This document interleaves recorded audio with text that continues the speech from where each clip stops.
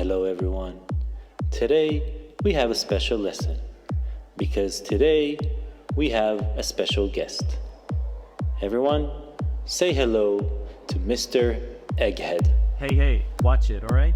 And good old Mr. Egghead right there is going to teach us today how to tie a bowline.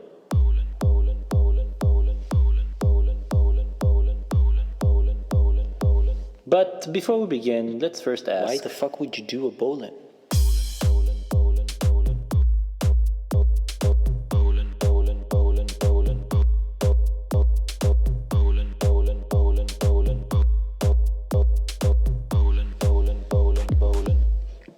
Use cases?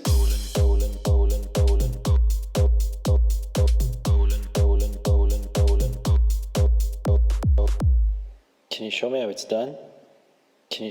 done? Come on, man. I thought it was a YouTube channel and you show people how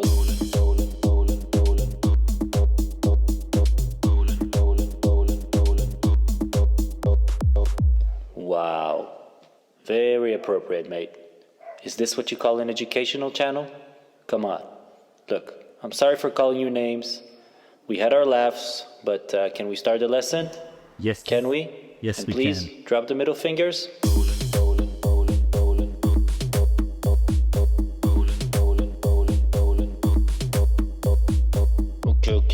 Okay. Enough is enough. I don't need you for this lesson. I can very much learn how to bowl in myself. Thank you. Let's see. Shouldn't be too hard. Let's Google it.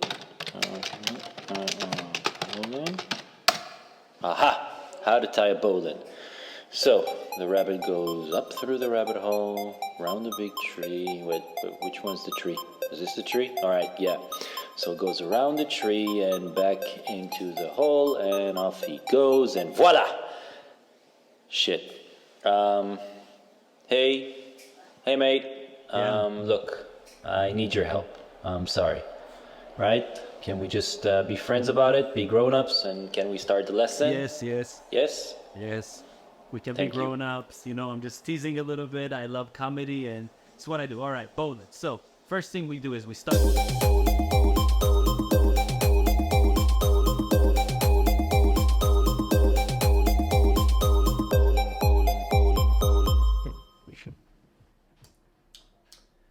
All right, I'm glad this is over. Now we can start the lesson.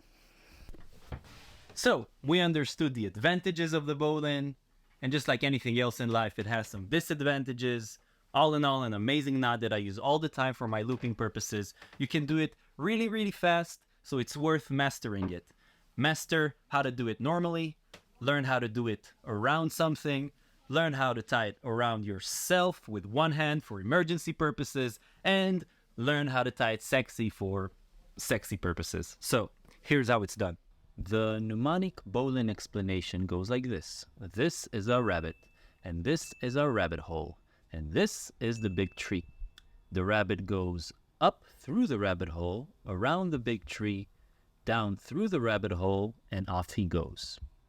It is very easy to remember this mnemonic explanation, a bit more harder to understand what is what, who is who, as you gotta pay attention to how you build the rabbit hole. The standing end gotta be at the bottom of the loop like this. It's not supposed to be like this where the standing end is on the top, but don't get me wrong, you can still tie a bowline, just everything will be inverted as I am trying to show you right here. But anyway, let's just forget about it for a second because I don't want to get you guys confused. Let's stick to the original method where the standing end is at the bottom. The next step will be to take the rabbit up through the rabbit hole or around the tree and then back in, and then you pull on this bite, pull on the standing end, and voila, we have a bowline.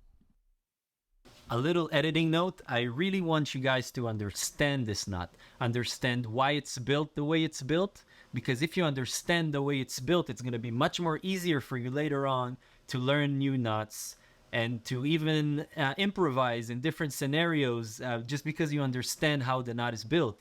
And look at this one, all the information is here. This shape of the bite being smothered by the rest of the line, and if you pull the standing end tight, it will lock the loop in a fixed position and stay secured like this when it's under tension. When there is no tension at all coming from the standing end, you can just break the head and pull the bitter end out easy. But that's enough geeking out on the bowline. Let's go back to the practical part, and I'll show you a different method that I used to do this knot. Bitter end on the right hand, standing end on the left, and I put the bitter end on top of the standing end like so, and with a pinching motion of my fingers, I swipe the hummus inwards. Again, swipe the hummus inwards. And now some of you may ask, why swipe the hummus inwards? Well, you always swipe the hummus towards your heart. Remember that. Bitter end on top of standing end, swipe the hummus towards your heart, and now all that's left is behind the tree and into the hole again, pull, and that's it. You got a beautiful bowline. In my Navy training, we had to carry a little rope with us at all times, and our commanders could jump on you from pretty much anywhere and shout at you, 5 seconds bowline. And then you had to wake up from whatever it is you're doing, whether it was sleeping, pooping, or taking a shower, and you had to do a bowline in less than 5 seconds. And even after all this training, every time I had to do a bowline around something, it would look something like this. Okay, so create the loop. No, the loop here. Loop like this. Around the tree, back to itself, bam. A bowline starts to become confusing when the initial loop is not facing you. If you tie it around something, or if you dive down to tie it around the anchor that just got stuck, you start to get confused. And I was confused. My life was very confusing. And up until I saw a Sailing Virgin knot tying lesson on YouTube, where they show the Special Forces method, which is a life changer. And this is how you do it. Bitter end on your right hand, standing end on your left, and you flip your left hand inward because you want to grab and bring the standing end. All right? You don't want to bring the bitter end. If you bring the bitter end, like I'm trying to show you right here, this is what it looks like, all right? And then you know you did your loop the wrong way. Flip the standing end inwards and grab the rest of the standing end with your hand. Now that you have your loop, you can chill. You can dive down to your anchor calmly because all that's left to do is just to wrap the bitter end around whatever you need to tie the bowline onto, bring it to the loop you just created in the previous step, and bring it back on itself on a bite. Grab the bite and pull on the standing end, and voila, there is a flip that's happening, and once this flip is happening, you have a beautiful bowline. Make sure that the initial loop is big enough because it needs to be wide enough so that when you pull on the standing end, it will flip on the bite. Otherwise, it's not a bowline, it is a shit show.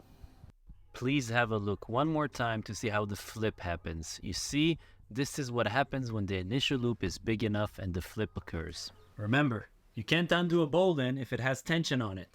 For example, if you're tying your boat to the dock, and for tide or wind reasons, that line now has tension, you're stuck. Remember, any knot has its purpose. A cleat hitch is much better for that case.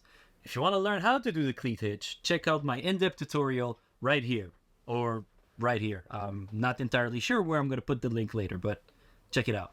Now, to undo a bowline, it's as simple as just breaking the head. All right, this is the bowline shape. You got to remember how it looks. This is the bowline shape. This is the head of the bowline. I just break the head of the bowline, and then I have slack to bring on the bitter end and undo the line. Easy as that. And this is how you do it in a sexy way. But this, I'm not gonna show you. Figure it out by yourself. If you stay this long, it means you like me.